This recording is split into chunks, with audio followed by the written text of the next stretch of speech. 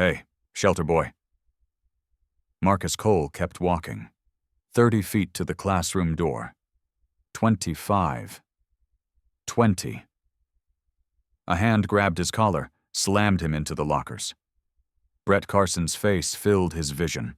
Captain of the football team, rich kid, the kind of guy who'd never missed a meal in his life, never spent a night wondering if he'd have a roof over his head tomorrow. You deaf, Cole? I said stop. Marcus met his eyes. Didn't flinch, didn't blink. He'd faced scarier things than Brett Carson. He'd watched his mother die with a needle in her arm when he was 8. He'd held his grandmother's hand through 6 rounds of chemotherapy that insurance wouldn't cover. This rich kid with his perfect teeth and his daddy's credit card? Nothing. Check my pockets, Marcus said flatly. Go ahead. You'll find lint. Brett's jaw twitched. He wasn't used to resistance. You think you're tough? I think you're boring me. The punch came fast. Marcus saw it, could have dodged it, but didn't. Better to take the hit. Better to fall. Better to let Brett feel like a big man so this ended quicker. His head cracked against the locker. Stars exploded. Blood filled his mouth. Mr. Carson. A teacher's voice, sharp, but not sharp enough. Brett released him instantly, stepping back, smoothing his letter jacket. Just helping Cole find his class, Mr. Peters. The teacher frowned, but said nothing. Teachers never said anything. Not when Brett's father donated the new gym equipment. Not when the Carson family endowed scholarships. Not when money talked louder than justice. Get to class, both of you. What Brett did next, what he did every single day for 3 years, would set in motion a chain of events that would expose everything. A 5-year-old vendetta, a motorcycle gang war, and Marcus Cole's transformation from invisible to unforgettable. Comment where you're listening from. Subscribe to channel. Marcus Cole learned early that invisible boys live longer. Keep your head down. Don't make eye contact. Eat lunch in the bathroom stall. Walk the long way home to avoid the dealers on 5th Street. Never, ever stand out. 17 years of practice made him a ghost. He was born Marcus Anthony Cole on March 15th in County General Hospital, the same hospital where he'd later die for 47 seconds.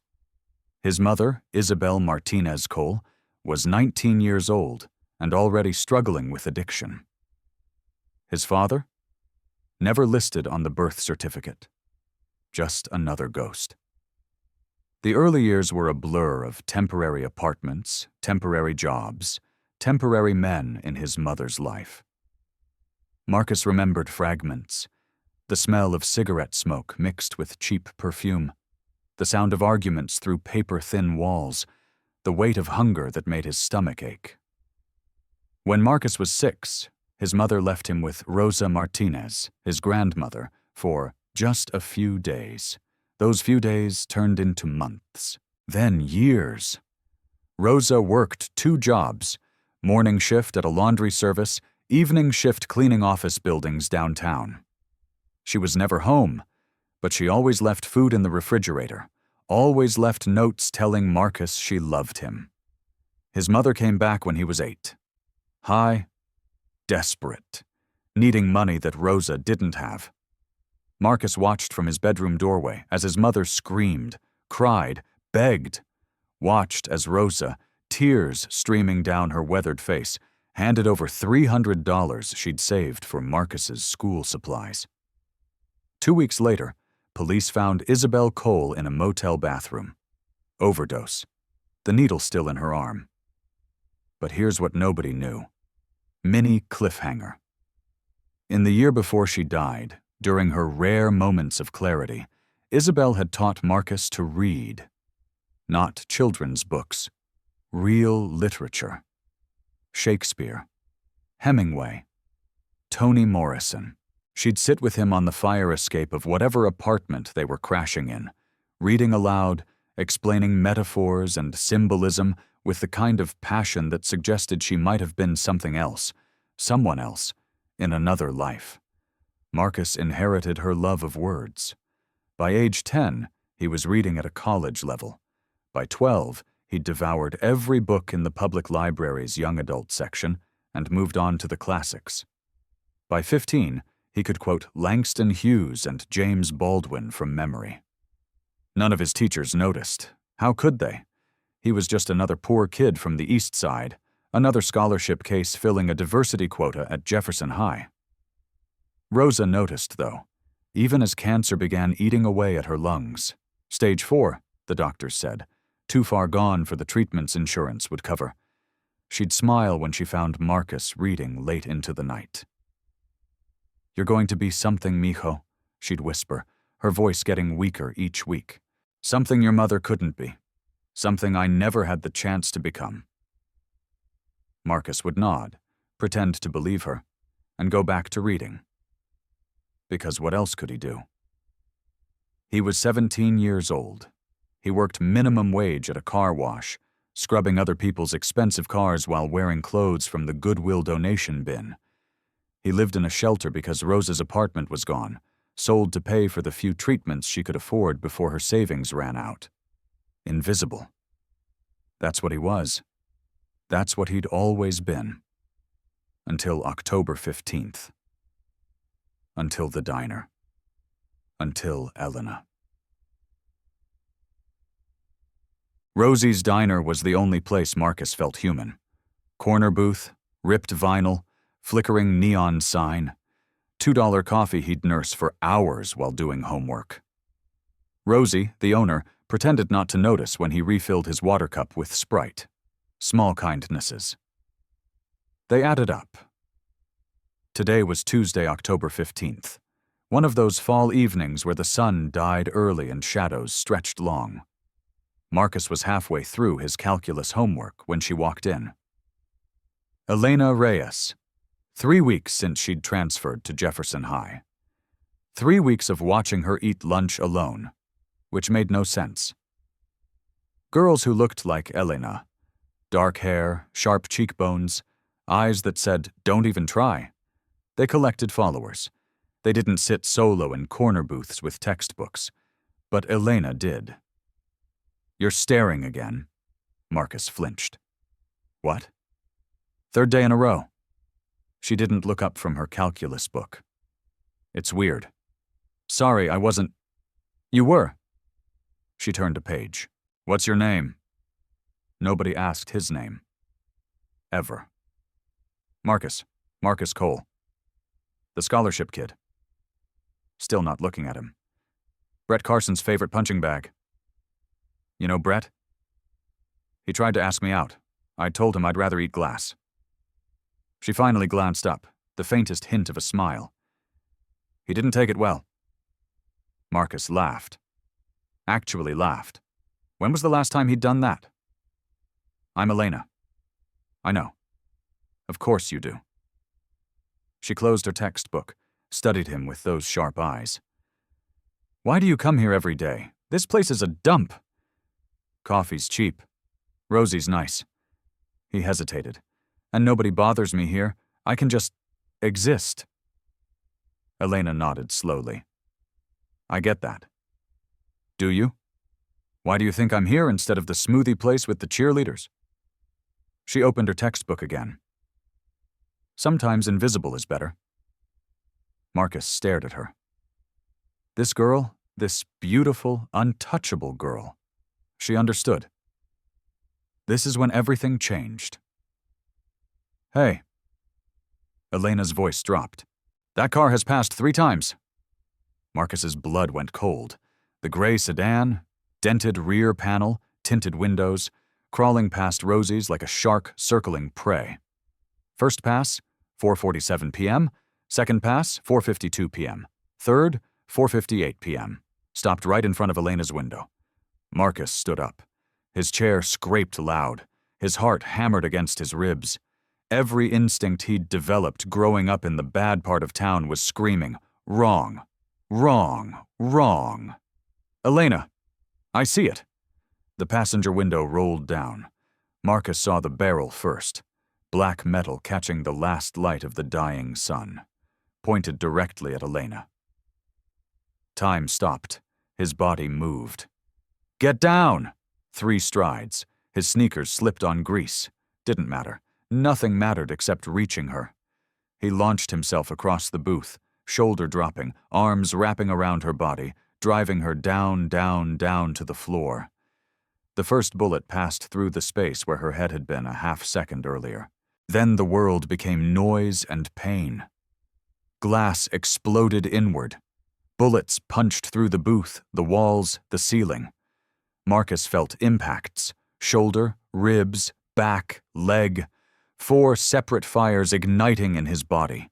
He pressed Elena harder into the floor, made himself as big as possible, covered every inch of her. She was screaming. Good. Screaming meant breathing. Breathing meant alive. The gunfire stopped. Tires screeched. The sedan roared away. Silence, then chaos. "Marcus!" Elena's hands were on his face, wet with something warm. His blood. "Marcus, look at me." He tried to focus. Hard to see. Everything going gray at the edges. "Are you hit?" "Am I?" Her voice cracked. "You just took 4 bullets and you're asking if I'm hit?" "Are you?" No, I'm fine. But you're bleeding everywhere." "Good." He smiled. Tried to, anyway. His lips weren't working right. "That's good. Don't you dare close your eyes. Don't you dare." But the darkness was coming, fast and cold and absolute. The last thing Marcus saw was Elena's face hovering above him, tears cutting tracks through the blood on her cheeks. The last thing he heard was her voice, desperate and furious. "Stay with me, Marcus Cole. My father will kill them all for this. I swear to God, he'll kill them all." Then nothing. What happened next will shock you. Marcus died in the ambulance, flatlined for 47 seconds while paramedics fought to bring him back. "Clear!" His body jerked. The monitor stayed flat. "Again! Clear!" Another jolt. Nothing. Elena gripped his hand so hard her knuckles went white. "Come back! Do you hear me? Come back!" "Clear!" Beep. Weak, thready, but there. "We got him! Pulse is back! Go, go, go!" Elena collapsed against the ambulance wall, shaking, crying, covered in a stranger's blood. No, not a stranger, not anymore. Marcus Cole. The invisible boy. The one who'd thrown himself on bullets for a girl he barely knew. She pulled out her phone. Dialed. "Dad? Elena, what's wrong?" "Someone tried to kill me." 3 seconds of silence. Then cold as winter. "Where?" "County General, now Rosie's Diner before." "Are you hurt?" "No. A boy saved me. He's..." She looked at Marcus's pale face. The tubes. The blood. "He's dying. I'm on my way." The line went dead. Elena pressed her forehead to Marcus's knuckles. "Hold on. Please, just hold on." Victor Viper Reyes walked into County General Hospital like he owned it. Leather vest, Hell's Angels patches, cold blue eyes that made nurses step aside and security guards suddenly find other places to be. Behind him, 3 brothers from the club, equally intimidating, equally silent. Elena met him in the hallway outside the OR. "Dad." Viper pulled his daughter into a crushing embrace, held her for 10 seconds, 20. When he released her, his eyes were scanning her for injuries. "You're okay?" "I told you I'm fine. It's Marcus." "I know. Tell me everything." She did. The sedan, the gun barrel, Marcus launching himself across the diner, the bullets, the blood, the way he'd smiled at her, actually smiled, while he was dying. But there was one thing he didn't know. Viper listened without interrupting. When she finished, his face was stone. "This boy, you knew him before?" "Barely. We talked maybe twice. He's nobody, Dad. A shelter kid. He had no reason to. But he did. Yes. Viper turned to one of his brothers. Tank, I want everything on the shooters. Car, weapons, prints, witnesses. I want names by sunrise. On it, Prez. Crow, find out who this Marcus Cole is. Family, history, everything. I want to know what he ate for breakfast. Done. The brothers disappeared. Viper sat down beside his daughter. For a long moment, neither spoke. The Demon Riders, Viper finally said. Elena's blood went cold. You're sure? Razor's been wanting payback for 5 years. I killed his brother. Self-defense, but he never saw it that way. Viper's jaw tightened. He targeted you to hurt me. And Marcus? Wrong place, wrong time. Viper looked at the OR doors. Or right place, right time, depending on perspective. He didn't know who you were, who I was. That's what makes it interesting. Viper's expression shifted. Everyone wants something, Elena. Everyone has an angle. But this boy, this Marcus Cole, he had nothing to gain. He just acted. He might die, Dad. He might. Viper stood. And if he doesn't, then what? Then I owe him a debt. Viper's voice was cold, final. The club owes him a debt, and the Hells Angels always pay their debts. Comment where you're listening from. Subscribe to channel. The surgery took 7 hours. 4 bullets removed, 1 collapsed lung repaired, internal bleeding stopped. Transfusion, 6 pints of blood to replace what Marcus had left on Rosie's floor. When the surgeon emerged, gray-faced and exhausted, Elena was still waiting. He's alive, the doctor said. Barely. Elena felt the floor tilt beneath her. The next 48 hours are critical. 1 bullet lodged near his spine. We couldn't remove it without risking paralysis. The surgeon rubbed his eyes. If he survives, he may never walk again. May never. I'm sorry. We did everything we could. The surgeon paused. Is there family we should contact? His grandmother, Rosa Cole. She's in hospice care on the east side. Hospice? The surgeon's expression softened. How old is this kid? 17. The doctor shook his head. Said nothing. What was there to say? Marcus woke at 3:12 a.m. Pain was the first thing he registered. Pain so vast and deep it felt like drowning. Then, the beeping machines, the smell of antiseptic, the darkness of an unfamiliar room, and a figure sitting in the chair beside his bed. Not Elena? A man. Large, leather vest, eyes that glinted in the dim light of the monitors. You're awake. The voice was gravel and smoke. Good. We need to talk. Marcus tried to speak. His throat was sandpaper. Who? Victor Reyes. Most people call me Viper. The man leaned forward. I'm Elena's father. The name meant nothing to Marcus, but something in the man's posture, his presence, his absolute certainty, it all screamed danger. She okay? Viper stared at him. You're lying in a hospital bed with 4 holes in your body, and your first question is about my daughter? Is she? She's fine. Not a scratch. A pause. Because of you. Marcus closed his eyes. Relief flooded through him, cool and clean. Good. Why? Why what? Why did you do it? Viper's voice sharpened. You didn't know her. You didn't know me. You had nothing to gain and everything to lose. So why throw yourself in front of those bullets? Marcus was quiet for a moment. The question should have been hard to answer. It wasn't. Because she was going to die and I could stop it. That's the only answer I have. That's not an answer. It's the only one I have. Viper stood, walked to the window. The city lights painted his scarred face in shades of yellow and orange. The doctors say you need surgery. Real surgery. The kind that costs more than you'll make in 10 years. Without it, that bullet near your spine will eventually kill you, or paralyze you, or both. Marcus laughed. It hurt, but he laughed. Sounds about right. You find that funny? I find it fitting. Invisible Kid saves a life, loses his own. There's poetry in that. Viper turned. Your grandmother? Rosa Martinez Cole? Stage 4 lung cancer. Currently dying in a hospice because you can't afford the treatment that might save her.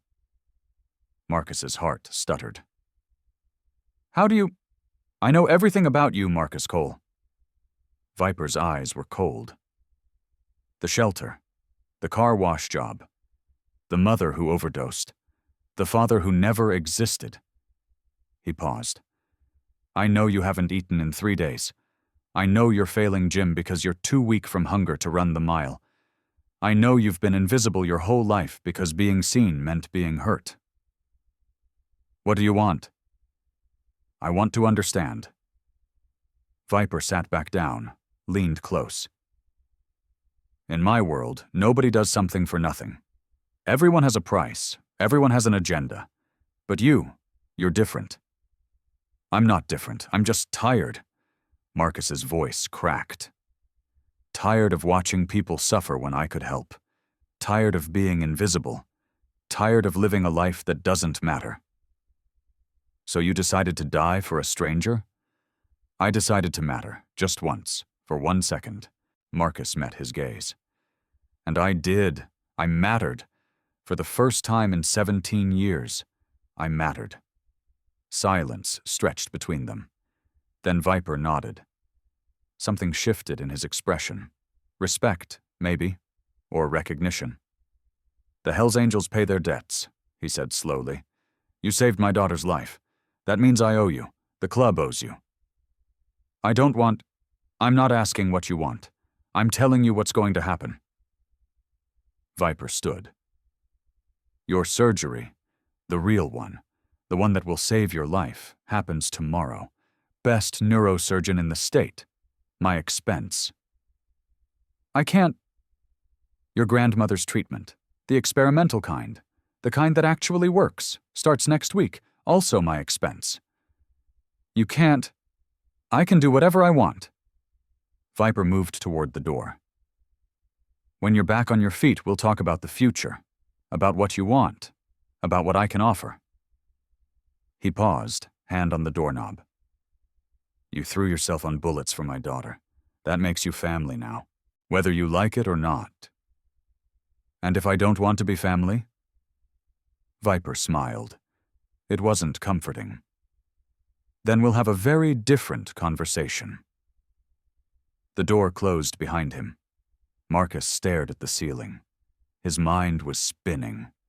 24 hours ago, he'd been invisible, forgotten, dying slowly from poverty and neglect. Now he was lying in a hospital bed, 4 bullets removed from his body, with the vice president of the Hells Angels claiming he was family. What the hell had he gotten himself into? 60 miles away, in a bar that smelled like stale beer and broken dreams, a phone rang. The man who answered had dead eyes and a skull tattoo covering his throat. Razor, president of the Demon Riders. Talk. We missed the girl. Some kid jumped in front of her. Took all the bullets. Razor's grip tightened on the phone. What kid? Nobody. Marcus something. Shelter rat from her school. Is he dead? Don't know. Last I heard they were carving bullets out of him at County General. Razor was quiet for a long moment. In the corner of the bar, a jukebox played something sad and slow. Country music, heartbreak and revenge.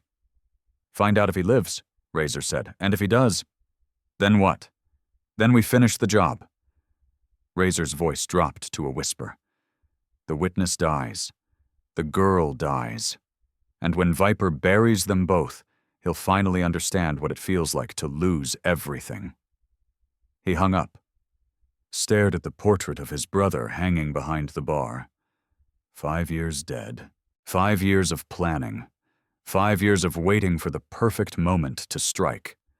And some random kid had ruined it. Not for long.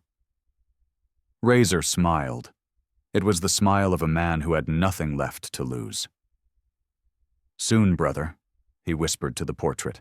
"Very soon." This is when everything changed.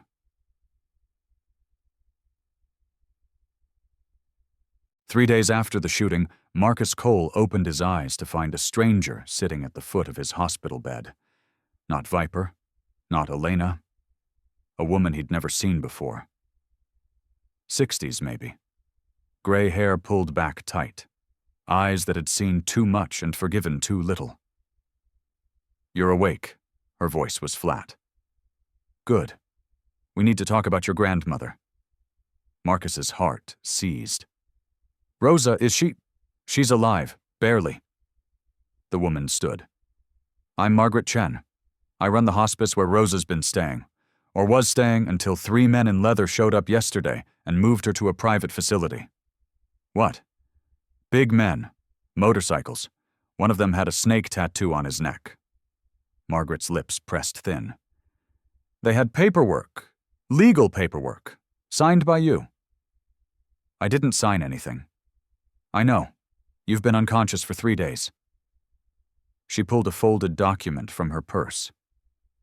"But someone did, and now your grandmother is in a private cancer treatment center that costs more per day than I make in a month." Marcus stared at the paper. His signature. Forged, but perfect. Viper. "The men," Marcus said slowly. "Did they hurt her?" "No, they were gentle, actually. Carried her like she was made of glass. One of them held her hand the whole way." Margaret shook her head. "I've been in this business 30 years. I've never seen anything like it." "Where is she now?" "St. Vincent's Oncology Center. Top floor. Private suite." Margaret tucked the paper back in her purse. "I don't know who you are, Marcus Cole. I don't know what you did to deserve this kind of attention. But whoever these people are, they're serious." She left without another word. Marcus lay back against his pillow. His body screamed with every breath. 4 bullet wounds, a chunk of metal still lodged near his spine. And now his grandmother, his dying grandmother, was in the hands of the Hell's Angels. He should have been terrified. Instead, he felt something he hadn't felt in years. Hope.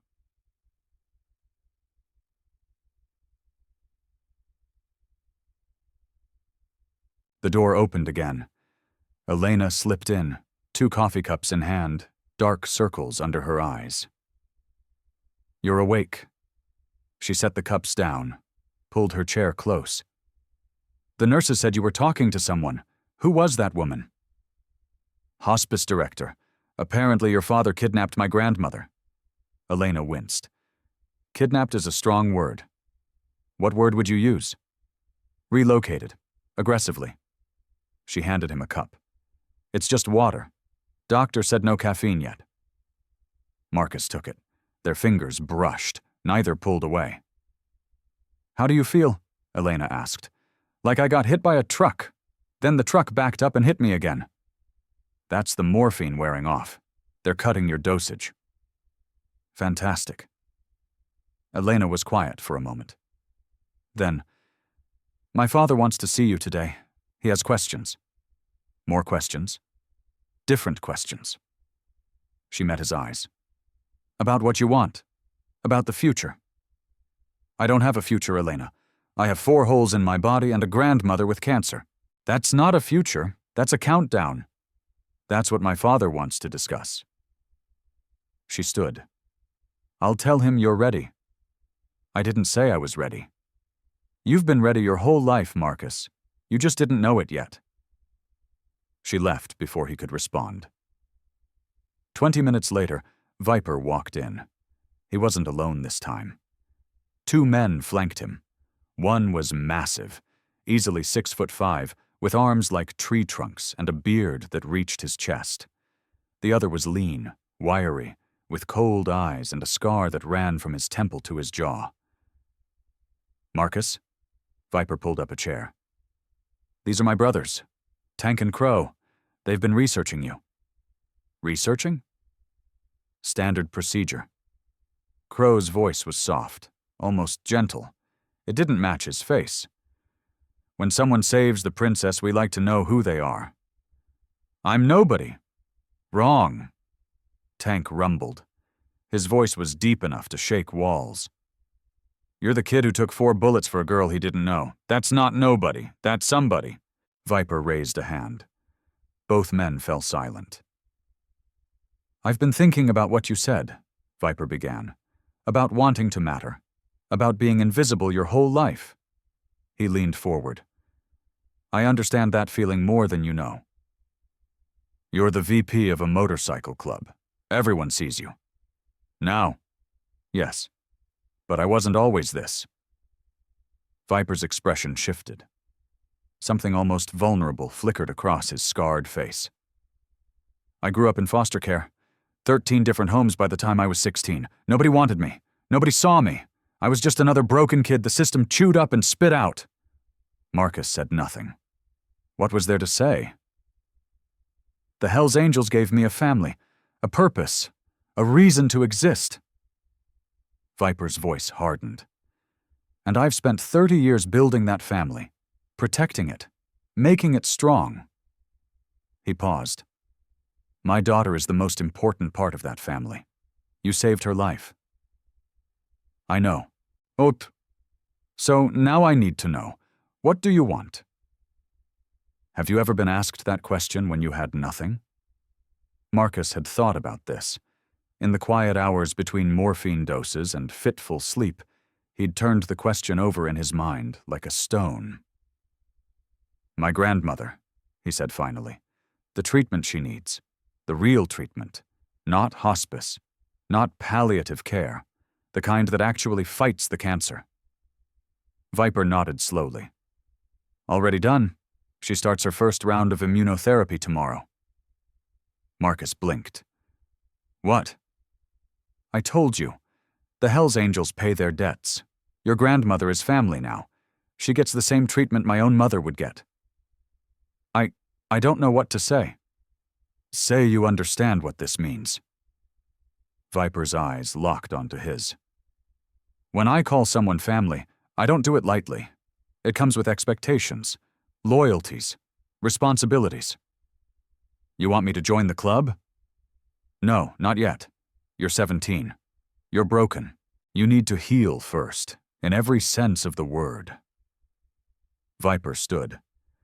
"What I want is for you to understand that you're not alone anymore, that you have people now, people who will bleed for you, die for you, kill for you."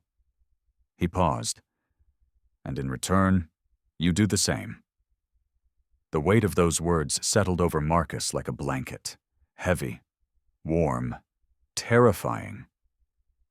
"What if I say no?" "Then you walk away. No hard feelings. We still pay for your grandmother's treatment. We still cover your medical bills. The debt is paid." Viper paused at the door. "But I don't think you'll say no." "Why not?" "Because I've read your file, Marcus Cole. I know every foster home that rejected you, every teacher who gave up on you, every night you spent hungry, alone, wondering if anyone would ever give a damn whether you lived or died." Viper's voice softened. "I know that feeling, and I know that when someone finally offers you a hand, you take it, because the alternative is drowning." He left. Tank and Crow followed. Marcus stared at the ceiling. A hand. That's what Viper was offering. A hand reaching down into the darkness, offering to pull him up. But hands could also drag you under. The question was, which kind was this? What happened next will shock you. Elena came back an hour later with news that made Marcus's blood run cold. "They found the shooters!" Marcus pushed himself up, ignoring the lightning bolt of pain that shot through his spine. "Where?" "A motel outside the city. Tank and some of the brothers tracked them through the stolen car. They ditched it, but not well enough. Elena sat on the edge of his bed. Her face was pale. Marcus, there's something else. Tell me. The shooters, they weren't just random hitmen. They're demon riders, members of Razor's inner circle. She took a breath. And they had a list. A list? Names, addresses, photos. Elena's hand trembled slightly. My name was on it, my school, my schedule. They'd been watching me for weeks. Marcus felt cold despite the hospital's overheated air. They were planning this. Yes, and there's more. Elena pulled out her phone, showed him a photo. A mugshot. Dead eyes, skull tattoo, face like a hatchet. This is Razor, president of the Demon Riders. 5 years ago, my father killed his brother in a fight. Self-defense, but Razor never accepted that. He's been planning revenge ever since. By killing you. By making my father watch me die. Elena's voice cracked. That was the plan. Kill me slowly. Make it public. Break my father's heart before breaking his club. Marcus reached for her hand. She let him take it. What happened to the shooters? Elena was quiet for a long moment. My father happened to them. Marcus didn't ask for details. He didn't want them. Some things were better left in the dark. There's a problem, Elena continued. The shooters talked before they stopped talking. Razor knows they failed. He knows you survived. She squeezed his hand. And he knows you're the witness who can identify his people. So I'm a target now. You were always a target. You just didn't know it. Elena's eyes met his. My father is posting guards. Brothers from the club. They'll be outside your door 24/7 until this is over. Until what's over? Until Razor is dead. Or we are. Comment where you're listening from. Share this story. Marcus let that sink in. A week ago, his biggest worry was finding enough change for coffee. Now he was caught in the middle of a gang war, with a price on his head and bullets in his back. I should be scared, he said. You're not? I don't know what I am. He looked at her. I spent my whole life trying not to be seen. Now I'm the most visible person in a war I don't understand. It's a lot. I'm sorry. Elena's eyes glistened. This is my fault. If I hadn't come to that diner, then you'd be dead, and I'd still be invisible. Marcus shook his head. I'd rather be a target than a ghost. Elena leaned forward and kissed his forehead. Soft, brief, electric. Get some rest, she whispered. Tomorrow's going to be hard. Why? Because tomorrow you meet my grandmother, and she's scarier than my father. She left him with that. And Marcus found himself smiling despite everything.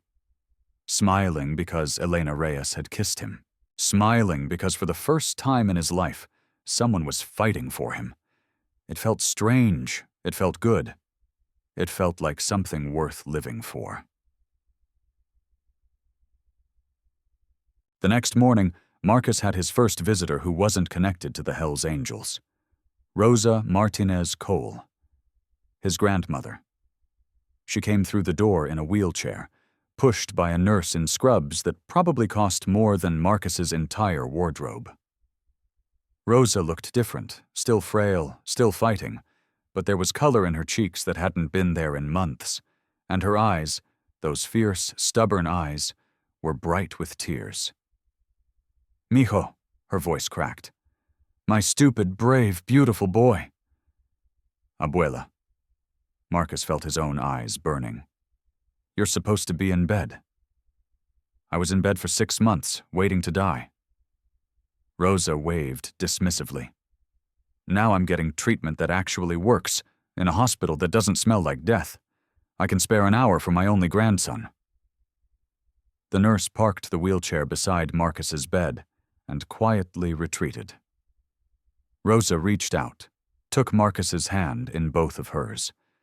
Her skin was paper thin, but her grip was iron. "They told me what you did." Her voice was steady now. "They told me you threw yourself in front of a gun for some girl you barely knew. She was going to die, Abuela. So you decided to die instead?" "I decided to try." Rosa was quiet for a moment. Then she laughed. A real laugh, full and warm, the kind Marcus hadn't heard from her in years. "You're just like your mother," she said. Marcus flinched.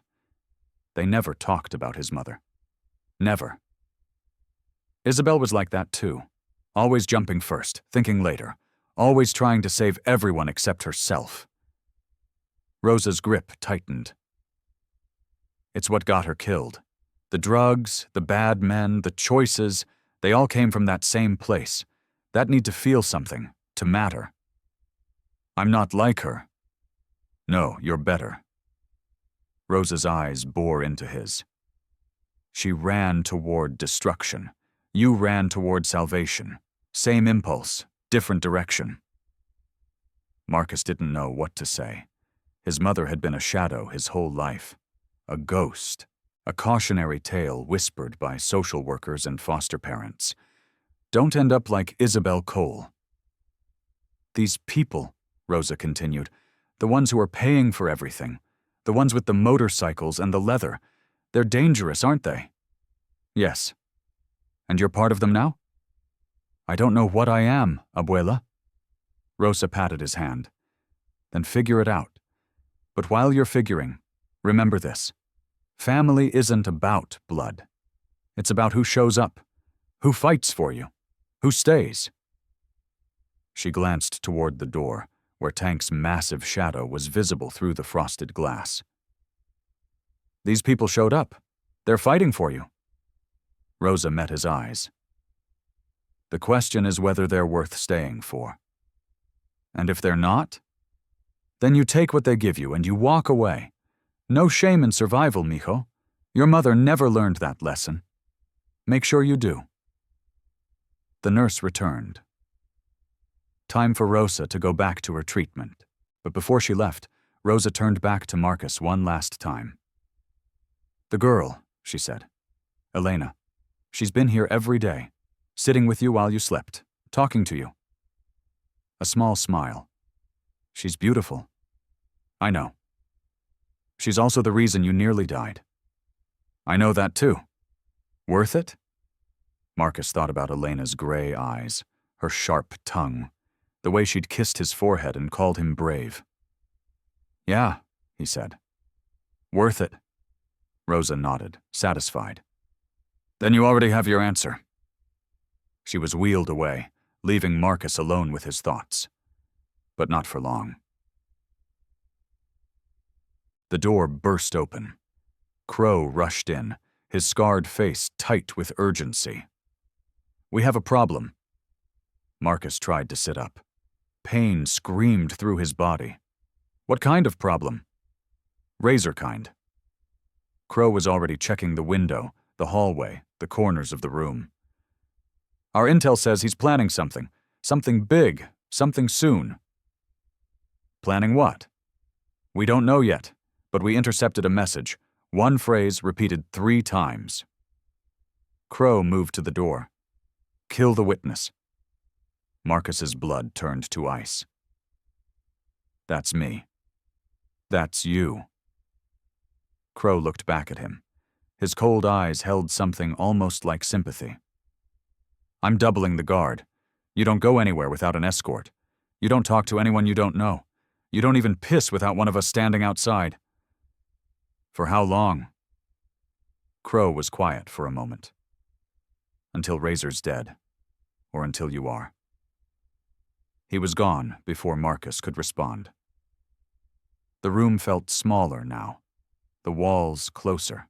The beeping of machines suddenly sinister. Marcus Cole had wanted to matter. Now he mattered so much that someone wanted him dead. Be careful what you wish for.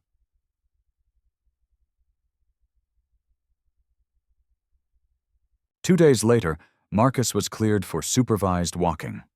Short distances. Slow pace. A brother from the club on each arm. It was humiliating and liberating in equal measure. Tank and a younger member named Piston helped him down the hallway, past nurses who pretended not to stare, past other patients who definitely stared. "You're doing good, kid." Tank's voice was surprisingly gentle for such a large man. "Most people don't walk for a week after what you went through. Most people don't have a gang leader trying to kill them." Marcus gritted his teeth against the pain. "Motivation helps." "True that." They made it to the end of the hallway. Marcus leaned against the wall, breathing hard.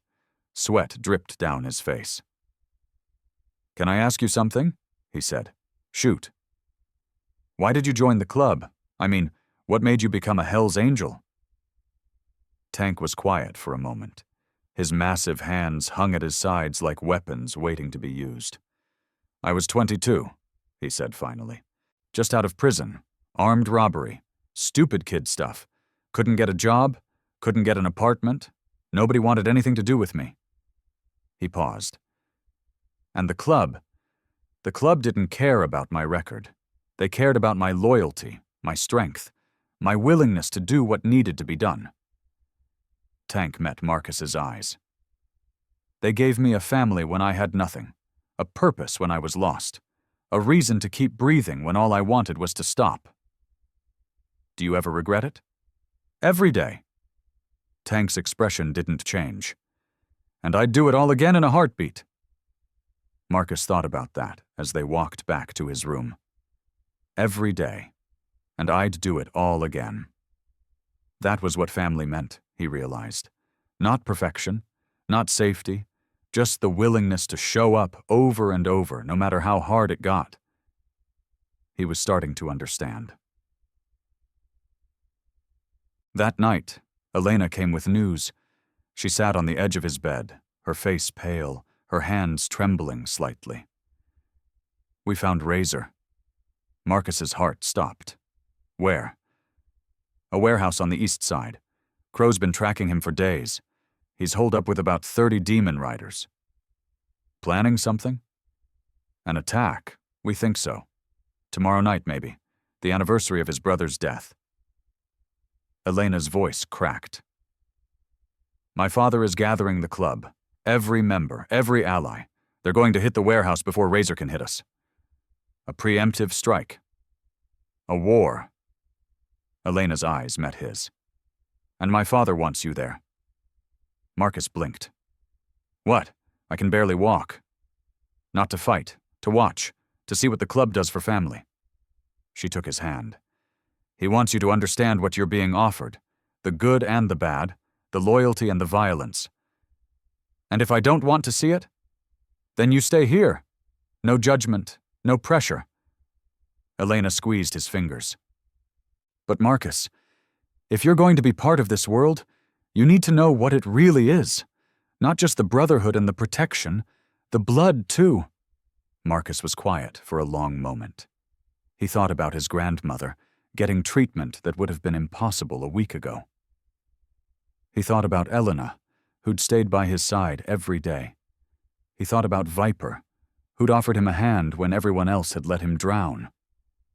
And he thought about Razor, a man who wanted him dead for the crime of being brave. "I'll go," he said. Elena nodded. No surprise, no relief, just acceptance. "Tomorrow then, get some rest. You're going to need it."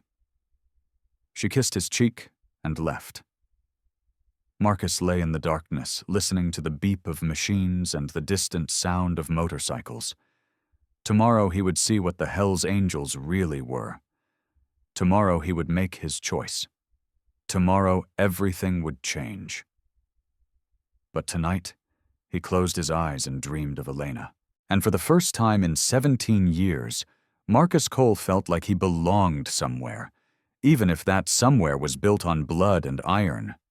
Even if it might destroy him, at least he wouldn't be invisible anymore. Drop your experience in the comments. Have you ever had to choose between safety And belonging? The van smelled like gun oil and leather. Marcus sat wedged between Tank and Crow, his body screaming with every pothole, every turn, every bump in the road. The doctors had said he wasn't ready to leave the hospital. The doctors didn't know Razor was planning to attack tomorrow. "You okay, kid?" Tank's voice was low, barely audible over the engine. "No." "Good. Means you're paying attention." Ahead of them, a convoy of motorcycles carved through the darkness. 15 Hell's Angels in formation, their headlights cutting the night like a blade. Behind them, 2 more vans, 50 men total, armed and ready. This was war. Viper rode at the front, his silver hair visible even in the dim light. Elena had stayed behind at the clubhouse, despite her protests. Too dangerous, her father had said, too important to risk. Marcus understood.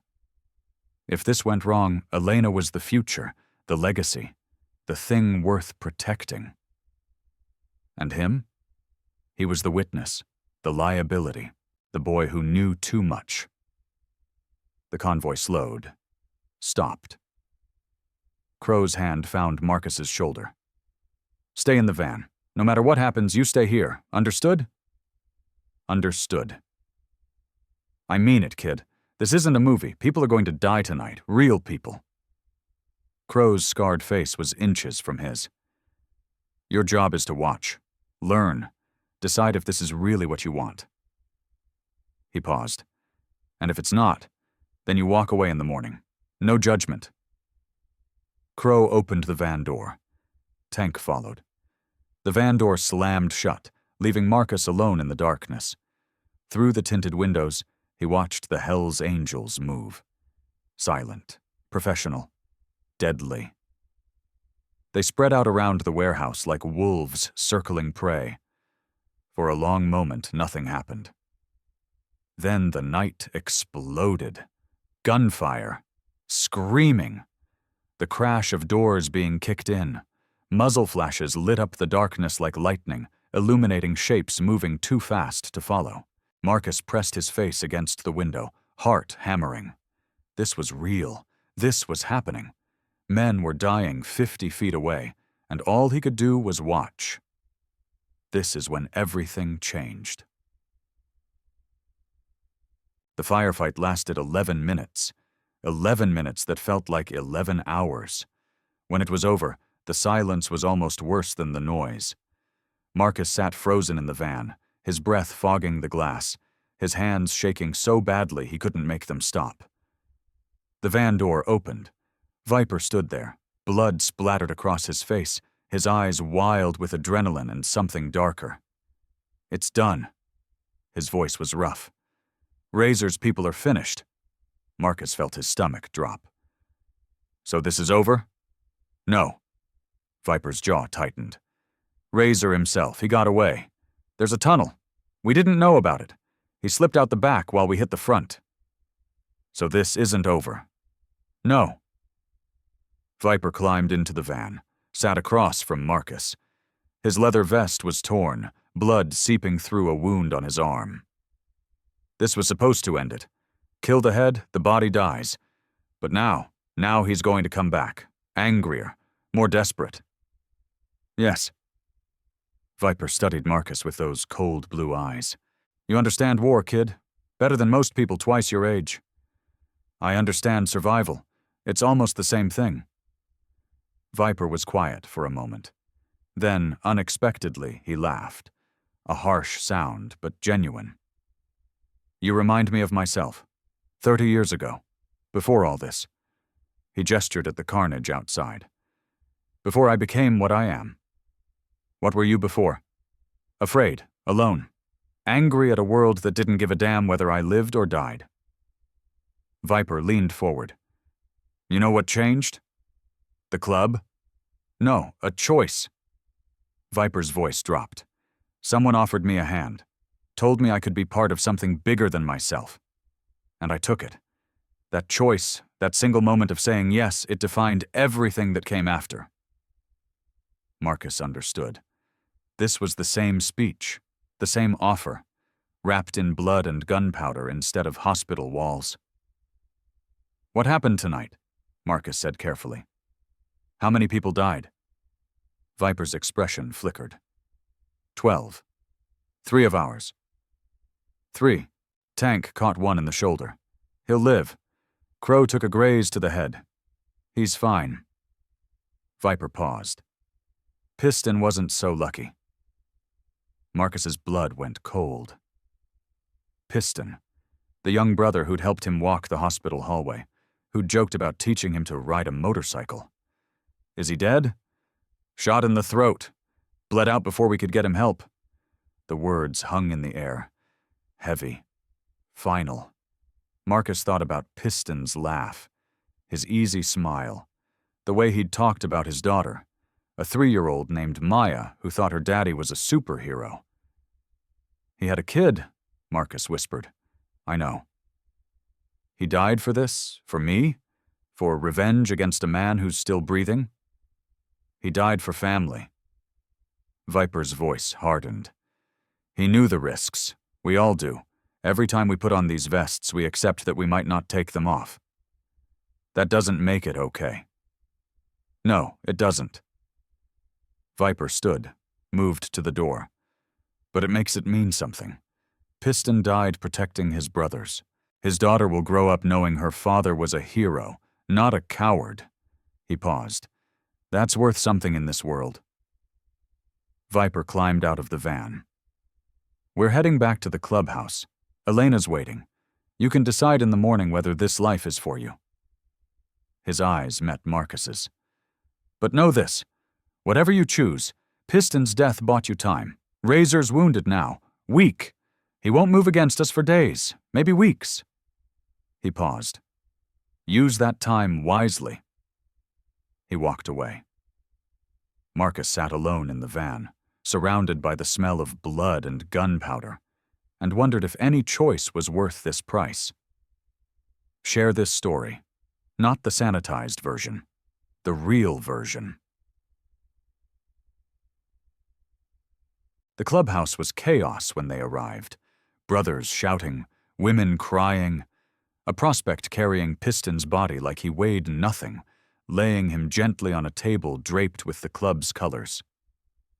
Marcus watched from the doorway, unable to move, unable to process what he was seeing. Elena found him there. Marcus. She grabbed his hands.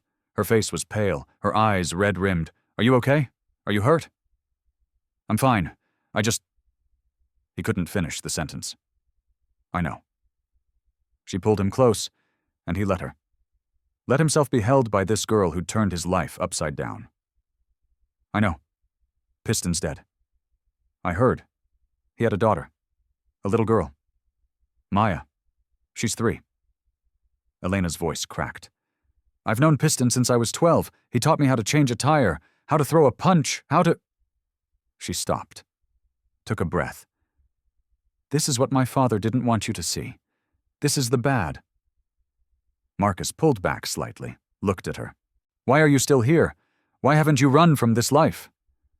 Because it's my family. Good and bad. Blood and death. It's mine. Elena's expression hardened. You don't run from family. Even when it kills people you love? Especially then. She took his face in her hands. Marcus, I need you to understand something. This world, my father's world, it's not good. It's violent and dangerous, and sometimes it destroys the people in it. She paused. But it's also loyal, protective, real. I don't know if I can be part of that. Then don't be. Walk away. Go back to your life. Her voice softened. But know that if you walk away, you're walking away from me too. Because this is who I am, who I'll always be. It was an ultimatum, gentle but clear. Stay and accept the violence, or leave and lose Elena.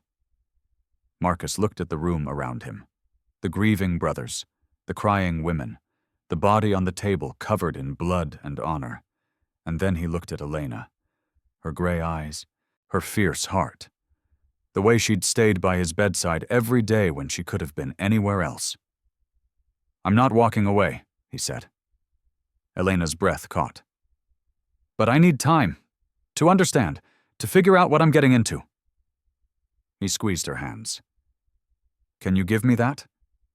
"Yes." She kissed him, quick and fierce. "Yes, I can give you that." 3 days passed. Marcus was released from the hospital into the care of the Hells Angels, a small apartment near the clubhouse, paid for by Viper, guarded around the clock by rotating pairs of brothers. Rosa was moved to a recovery facility across town, her treatment progressing better than anyone expected. She called Marcus every night, checking on him, telling him stories about his mother that he'd never heard before. "She loved butterflies," Rosa said one evening. "Isabel, when she was little, she used to chase them around the garden for hours, said she wanted to catch one and keep it forever." "What happened?" "She caught one, and it died in her hands." Rosa's voice was soft. "Some things aren't meant to be held on to, mijo.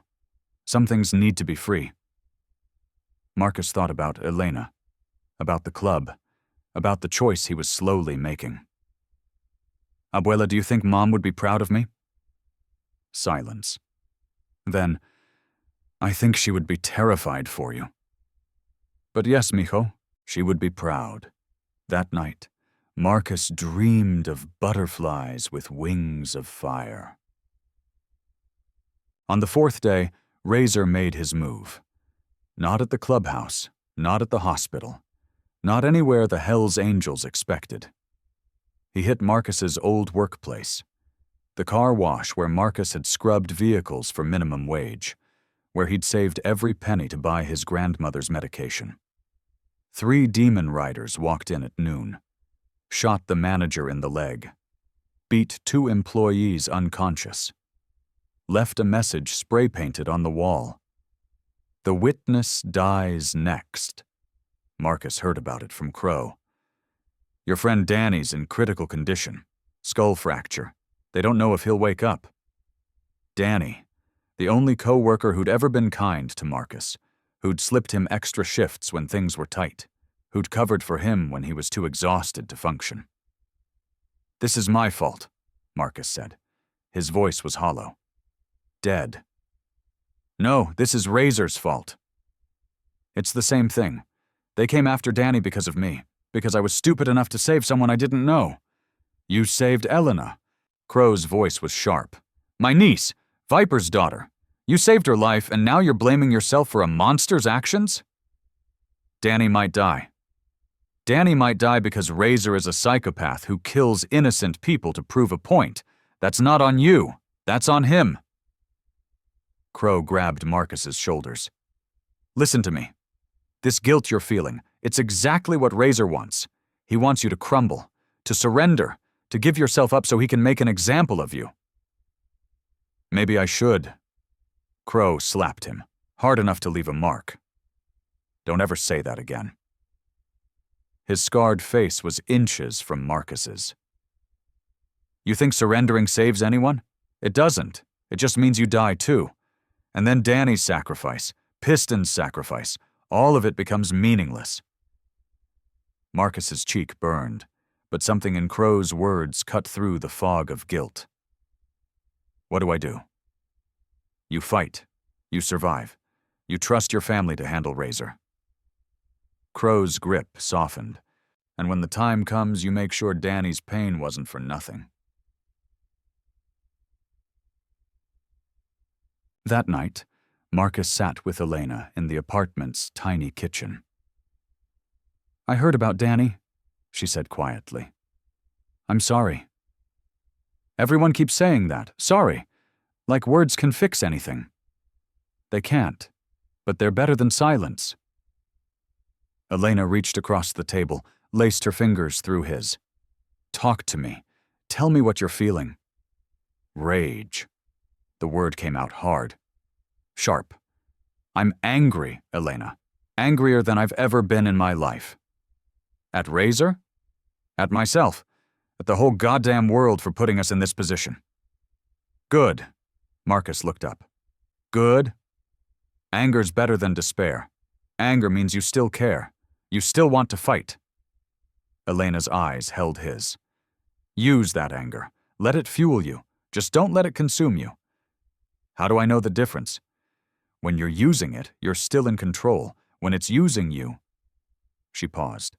When it's using you, you become like Razor. All rage, no reason. Just destruction for destruction's sake. Marcus absorbed that.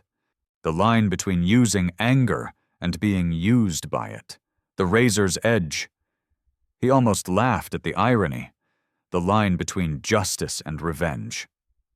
Your father wants to use me as bait, Marcus said. Elena flinched. He told you? Crow mentioned it. A plan to draw Razor out.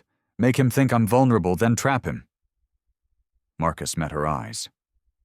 I want to do it. No. Elena stood up, knocking her chair back. No, you almost died once for me. You're not doing it again. This isn't about you. It's about ending this. About making sure Danny and Piston and everyone else didn't suffer for nothing. There has to be another way. There isn't. Razor won't stop until I'm dead. You know that. So either I hide forever, or I face him. Marcus stood too, ignoring the pain that shot through his back. I'm the key to this, Elena. The bait that Razor can't resist. He took her hands. And if using myself as bait means protecting you, protecting Rosa, protecting everyone I care about, then I'll do it. Elena was crying now, silent tears streaming down her cheeks. I just found you, she whispered. I can't lose you. You won't. I survived 4 bullets for you, remember? He smiled, though it didn't reach his eyes. I'm hard to kill. That's not funny. It's a little funny. She hit his chest.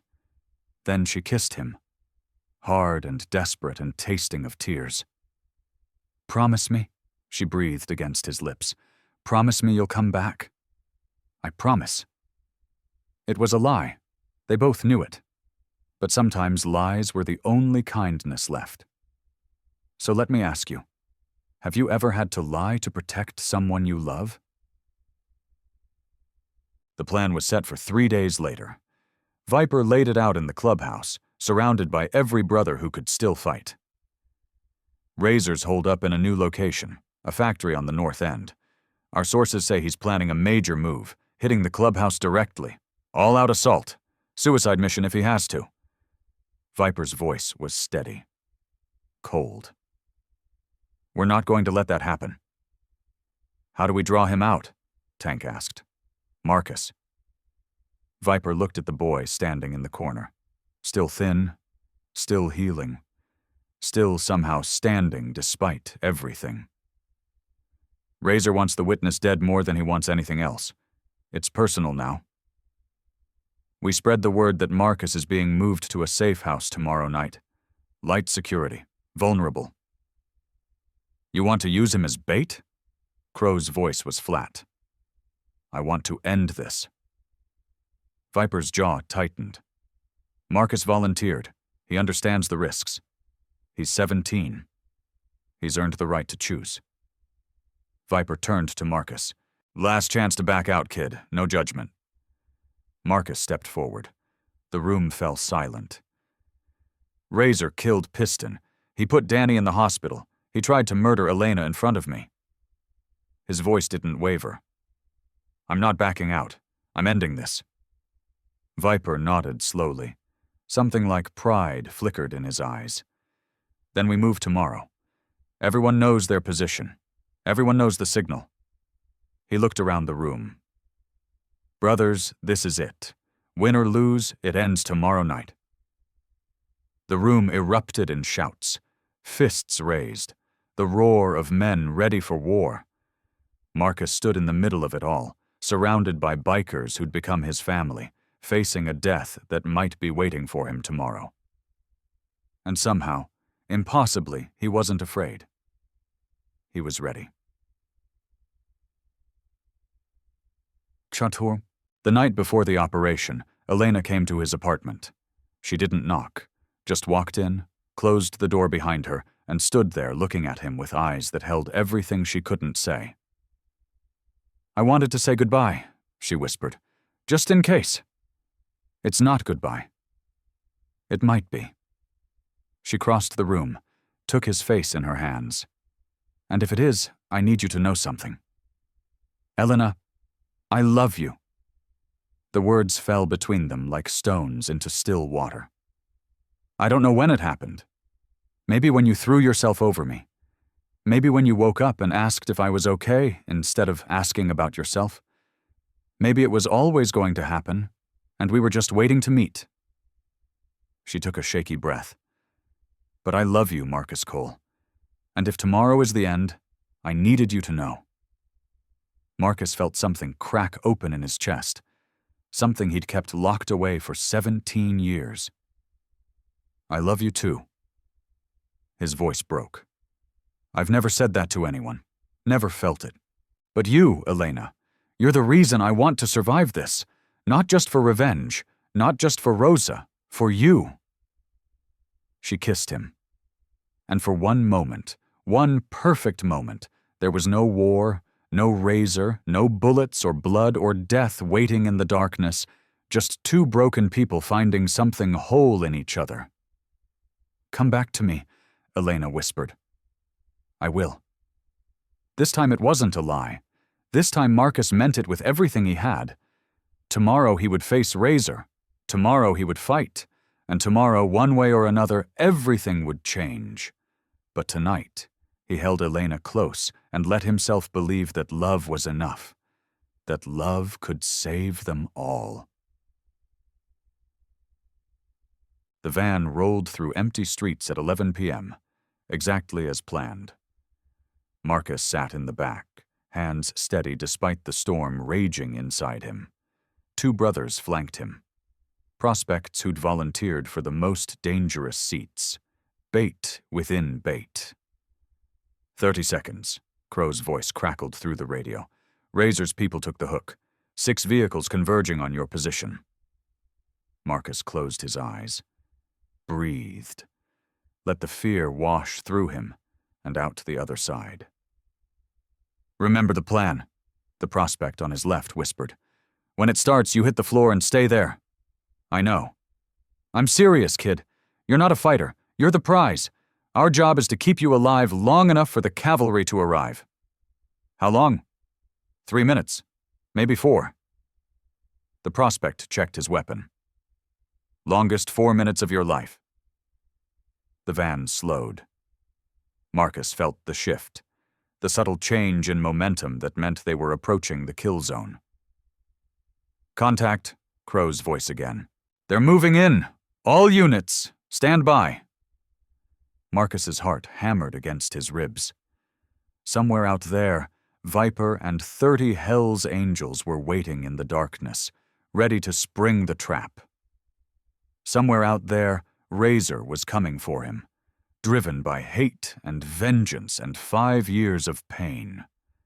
And here in this van, Marcus Cole waited to see which side fate would choose. The first bullet punched through the windshield. The driver slumped.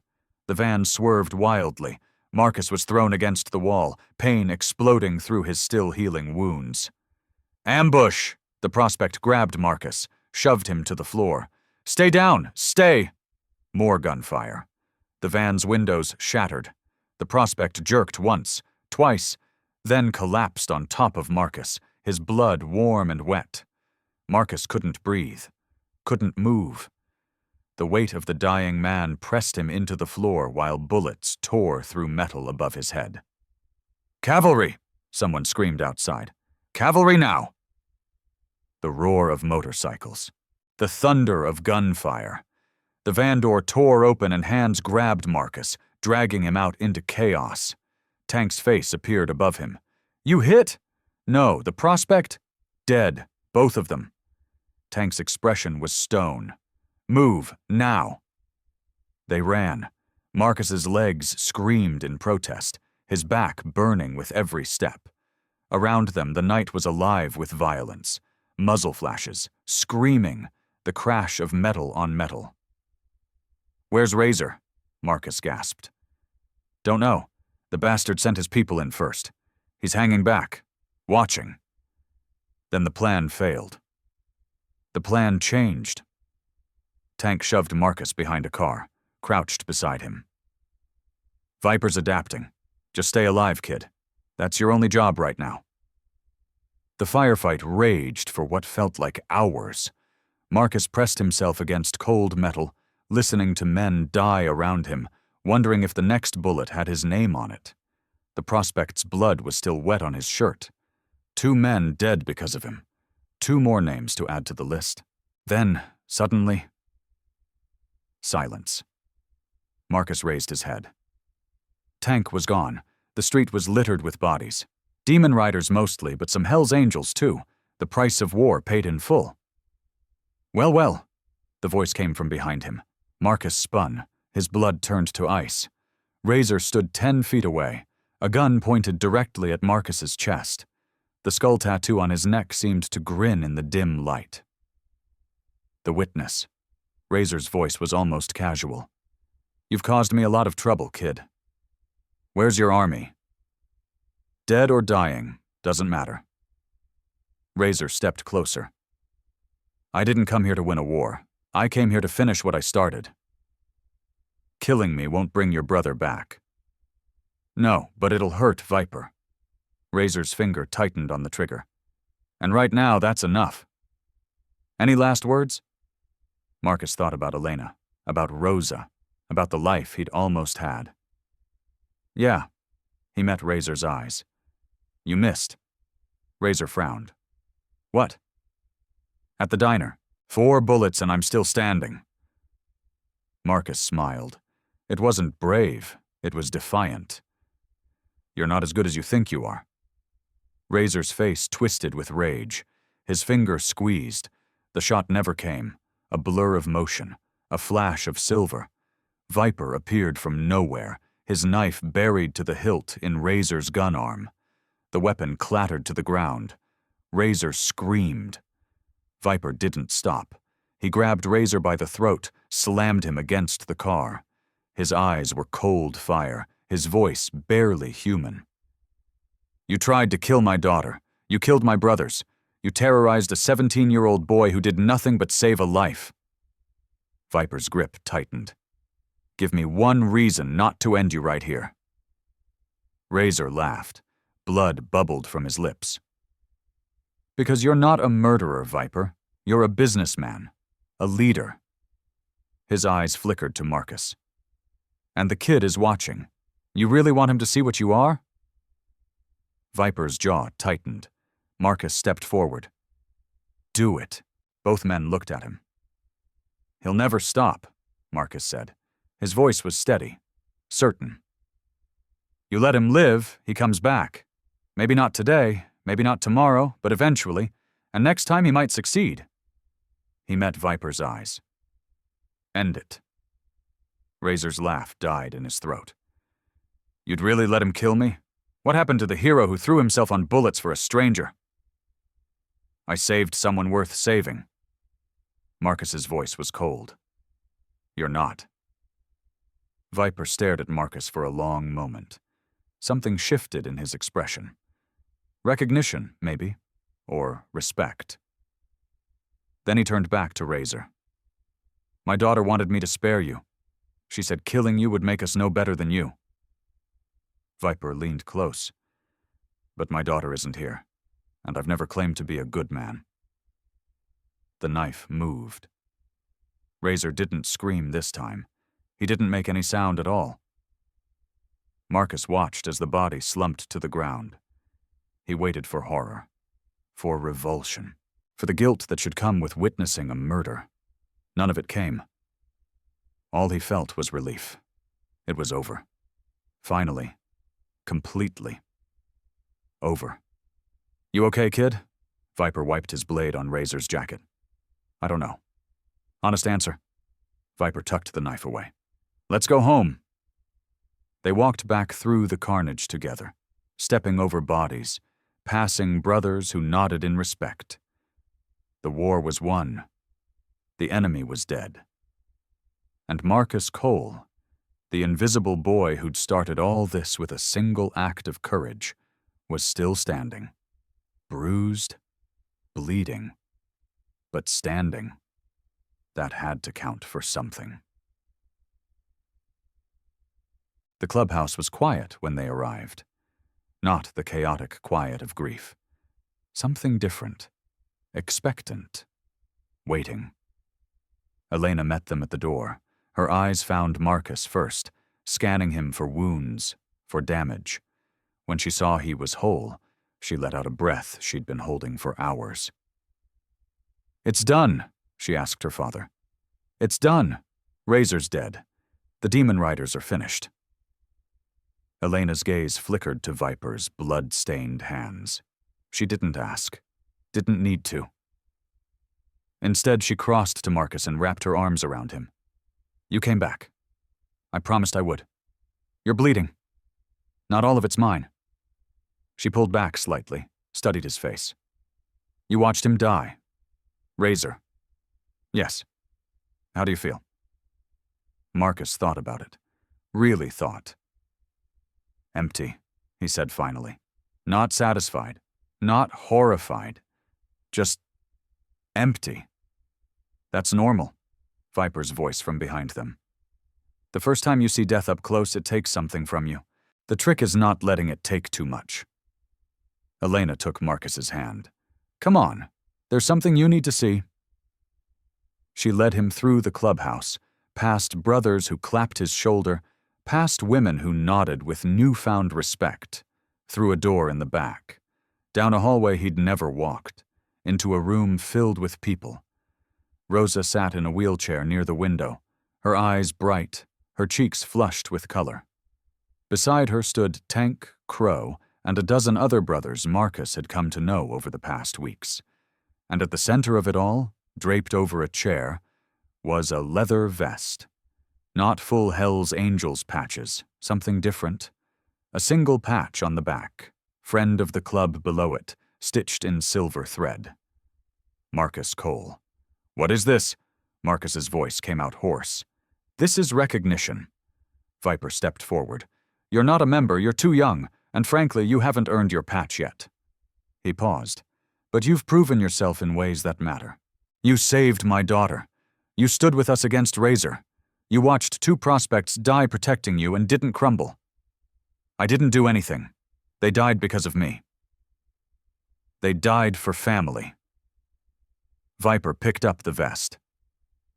"That's what this means, Marcus. You're family now. Not just because Elena loves you, not just because you took bullets for her, but because you've shown us who you are when it matters." Marcus looked at the vest, at Rosa's proud smile, at Elena's tearful eyes. "I don't know if I deserve this. Nobody deserves anything." Tank's rumble filled the room. "We earn it, every day, every choice. You started earning it the moment you threw yourself over that girl without knowing who she was." "Put it on." Rosa's voice was soft but commanding.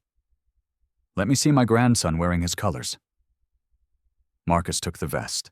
The leather was heavy in his hands. Real. Permanent. He slipped it on. It fit like it had been made for him. The room erupted in cheers. Brothers pounding tables. Elena crying openly now, her smile brighter than Marcus had ever seen. Rosa reaching up to touch the patch on his back, her fingers tracing the letters of his name. "My beautiful boy," she whispered. "Your mother would be so proud." Marcus knelt beside her wheelchair, took her fragile hands in his. "I'm scared, Abuela, of what this means, of who I'm becoming." "You're becoming yourself." Rosa's eyes held his. "The man you were always meant to be, strong, brave, loyal." She squeezed his fingers. "The fear is good. It means you're taking this seriously." "What if I fail? What if I let them down?" "Then you get up and try again. That's all anyone can do." Rosa smiled. "You've already survived things that would break most people. A few more challenges won't stop you." Marcus leaned forward, kissed her forehead. I love you, abuela. I love you too, mijo. Now stand up and thank your family properly. He did, shook hands with every brother in the room, accepted their congratulations, their warnings, their advice, let himself be pulled into this strange, violent, fiercely loyal world that had chosen him. By the time the night ended, Marcus Cole felt like a different person. Not better, necessarily, not worse, just different, changed by fire and blood into something new, something that belonged. So let me ask you something. Have you ever been invisible? Have you ever walked through life feeling like nobody saw you, nobody cared, nobody would notice if you just disappeared? Have you ever had that one moment, that one choice, where you could fade into the background or step into the light? Marcus Cole made his choice at Rosie's Diner on October 15th. 4 bullets, 47 seconds dead. A gang war that left 13 people dead and countless others wounded. Was it worth it? Ask Elena, who's alive because a stranger decided her life mattered more than his own. Ask Rosa, who's beating cancer because the Hell's Angels pay their debts. Ask the 3-year-old girl named Maya, who lost her father but knows he died protecting his family. Ask Marcus, who went from invisible to unforgettable in the time it takes to pull a trigger. The truth is, we all have these moments, these choices, these chances to matter. Most of us look away. It's safer, easier, less painful. But some of us, the brave ones, the broken ones, the ones who have nothing left to lose, we step forward. We take the bullet. We start the war. We become the story that people tell to remind themselves that heroes aren't born in boardrooms or mansions. They're born in shelters and foster homes and hospital beds. They're born when someone who has every reason to be invisible decides to be seen. Marcus Cole is finishing his senior year at Jefferson High now. He lives in an apartment paid for by the Hell's Angels. His grandmother is in remission. Elena is by his side. He wears a leather vest with his name stitched in silver. And when Brett Carson sees him in the hallway, Brett looks away.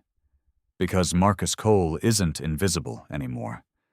He never will be again. Razor is buried in an unmarked grave on the outskirts of town. The Demon Riders scattered after his death, their club dissolved, their power broken. The Hell's Angels buried Piston with full honors. His daughter got a college fund that will see her through graduation and beyond. The 2 prospects who died protecting Marcus are memorialized on a wall in the clubhouse, their names in gold. Danny woke up from his coma 3 weeks ago. He doesn't remember the attack. Marcus visits him twice a week. Some wounds heal, others leave scars. All of them become part of your story. Drop your story in the comments. Have you ever saved someone? Been saved by someone? Made a choice that changed everything? Have you ever been invisible and found your way into the light? Share this story. Not the sanitized version. The real version. The one about the shelter kid who took 4 bullets for a stranger and started a war. The one about the motorcycle club that became his family. The one about choosing to matter, even when it costs you everything. Because here's what they don't tell you about being a hero. It's not about the cape or the crown or the glory.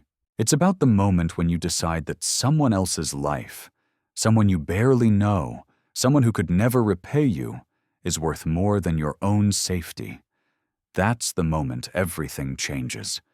That's the moment you stop being invisible. That's the moment you become unforgettable. Marcus Cole learned that lesson at 17. The question is, when will you? Subscribe to channel. Stay just, stay loud, stay free, and never, ever let them make you invisible again.